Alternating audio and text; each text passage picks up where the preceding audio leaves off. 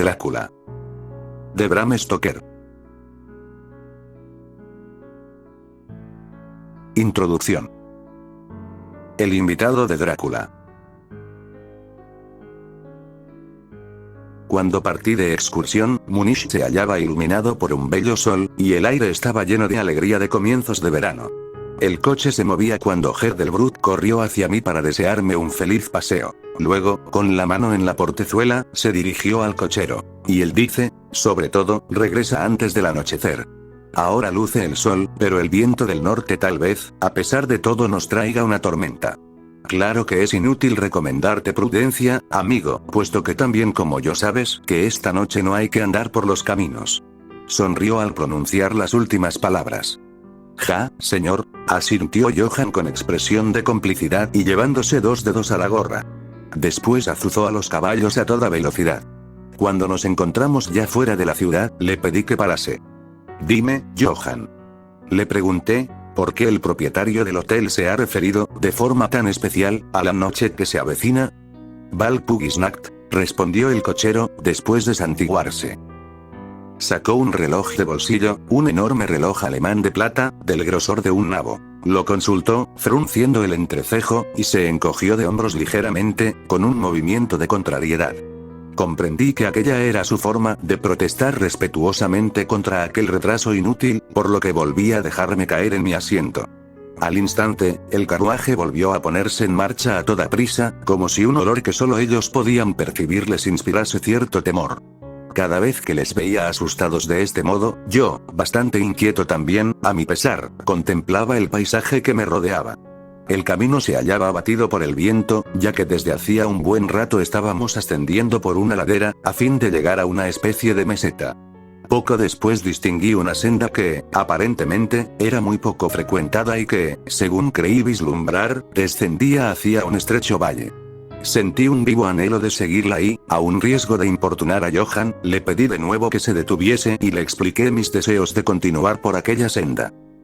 Buscando toda clase de pretextos, me contestó que era imposible, y en tanto hablaba se persignó varias veces. Despertada de este modo mi curiosidad, le formulé numerosas preguntas, a las que respondió con evasivas, sin dejar de consultar su reloj a cada instante, a guisa de protesta. Por fin, no pude más. Johann, le comuniqué con firmeza, yo descenderé por ese camino. No te obligo a acompañarme, pero quisiera saber por qué te niegas a ir por ahí. Por toda respuesta, con un brinco rápido, saltó del pescante. Una vez en tierra, cruzó las manos y me suplicó que no me internase por aquella senda. Como mezclaba a su alemán bastantes expresiones inglesas. No pude equivocarme respecto al sentido de sus palabras.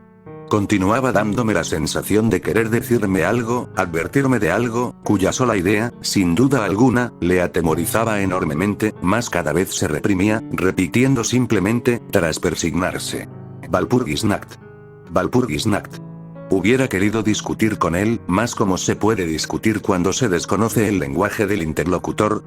Johann tenía una gran ventaja sobre mí, pues aunque trataba constantemente de emplear las pocas palabras inglesas que conocía, siempre acababa por excitarse y hablar exclusivamente en alemán, e invariablemente me enseñaba su reloj para darme a entender la hora.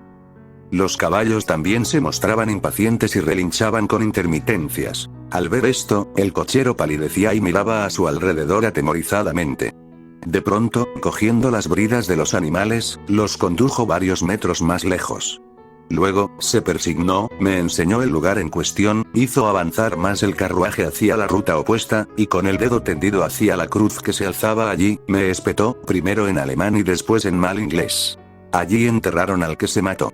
Me acordé entonces de la antigua costumbre de enterrar a los suicidas cerca de las encrucijadas. «Ah, un suicida», exclamé. «Sí, es muy interesante». Pese a ello, seguía sin comprender por qué los caballos estaban tan asustados. Mientras discutíamos, oímos en lontananza un grito que era a la vez un ladrido y un aullido. Sonó muy lejos, sí, pero los caballos comenzaron a encabritarse y Johann pasó grandes dificultades para apaciguarlos.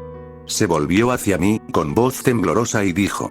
Parecía un lobo, sin embargo, por esta región no los hay. Pregunté, ¿no? Hace mucho tiempo que los lobos no se acercan a la ciudad. Él responde, hace mucho tiempo, al menos en primavera y verano. No obstante, a veces se les ve en la nieve. Acariciaba a los animales, intentando calmarlos. De repente, el sol quedó oculto por enormes nubarrones que, en muy pocos instantes, cubrieron todo el cielo. Casi al mismo tiempo, un viento helado comenzó a soplar, mejor dicho, una sola racha de aire helado, que no debía ser un signo precursor de tormenta ya que, casi al momento, el sol brilló de nuevo. Haciendo visera con la mano, Johan examinó el horizonte, y dijo, no tardaremos mucho en tener una tormenta de nieve. Volvió a consultar su reloj y, sosteniendo las riendas con más firmeza, ya que seguramente el nerviosismo de los caballos le hacía temer lo peor. Subió otra vez el pescante, dispuesto a reanudar el viaje. En cuanto a mí, aún deseaba saber algunas cosas. ¿A dónde conduce esa senda que usted se niega a tomar? Pregunté. ¿A dónde llega? Se santiguó de nuevo y murmuró una plegaria antes de contestar, es un camino prohibido. Le pregunté, ¿prohibido? ¿A dónde va? Él dice. Al pueblo. Le respondí, ¿hay un pueblo allá abajo?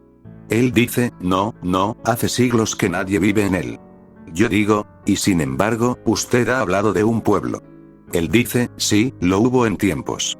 Y le pregunté, ¿qué pasó? Acto seguido, Johan inició un relato muy largo, en alemán, con expresiones inglesas, tan embrollado que apenas podía seguirle. Creí comprender, sin embargo, que en otros tiempos, varios centenares de años atrás, murieron varios individuos de aquel pueblo, a los que enterraron. Luego, se oyeron ruidos extraños bajo tierra, y cuando abrieron las tumbas, aquellos individuos, hombres y mujeres, aparecieron llenos de vida, con los labios muy enrojecidos. Así, para salvar sus vidas y sobre todo sus almas, añadió Johan volviendo a hacer la señal de la cruz, los habitantes de la aldea huyeron hacia otros lugares donde los vivos vivían y los muertos estaban muertos, como era lo normal. Evidentemente, el cochero estuvo a punto de pronunciar ciertas palabras y, en último instante, le habían asustado hasta el punto de no expresarlas. Durante su relación se fue excitado cada vez más, concluyendo en medio de un verdadero ataque de pánico, pálido como la misma muerte, sudando gruesas gotas y mirando a su alrededor como si temiese la manifestación visible de algo muy temible en aquella llanura, donde el sol brillaba en todo su esplendor. Walpurgisnacht. Repitió por fin, como un grito de desesperación. Después, me señaló el coche suplicándome con el que subiese a él. Mi sangre inglesa se me subió a la cabeza y retrocedí un par de pasos. ¿Tienes miedo, Johan? ¿Tienes miedo?, le recriminé. Bien, regresa a Múnich. Yo volveré solo. Creo que me sentará bien un paseo a pie. Como la portezuela estaba abierta, solo tuve que inclinarme para coger mi bastón de madera de fresno que, en las vacaciones, llevaba siempre conmigo. Sí, regresa a Múnich, repetí. La noche de Walpurgis no amedrenta en absoluto a los ingleses, ni tiene nada que ver con nosotros. Los caballos volvían a encabritarse y Johan apenas conseguía retenerlos por las riendas. Sin embargo, seguía rogándome que no cometería aquella insensatez. En mi interior me sentía apiadado de aquel pobre chico que se tomaba el asunto tan a pecho. Sin embargo, por otro lado me burlaba de él.